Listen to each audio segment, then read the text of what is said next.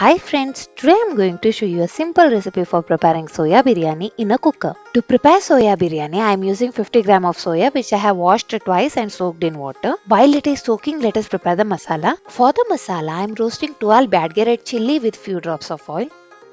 After few seconds, I have added few curry leaves, 2 tablespoons of coriander seeds, half tablespoon of jeera seeds and roasted well. Once the masala is roasted, I have let it cool down and prepared a powder from it. To the same mixer, I am adding 20 garlic pods, 2 green chilies, few pudina leaves, few coriander leaves and 1 inch of ginger and preparing a paste. Soya has soaked well. This has taken about 25 minutes.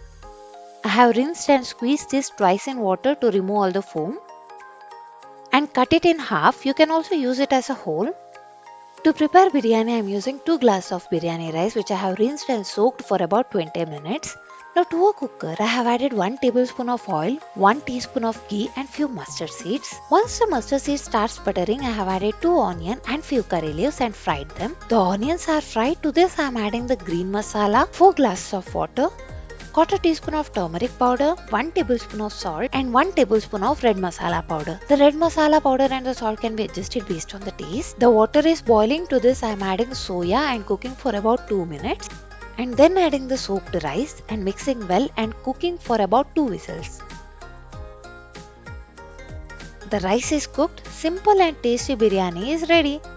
If you like the recipe, do click on the like button, share the video and subscribe to the New Home Kitchen. Bye.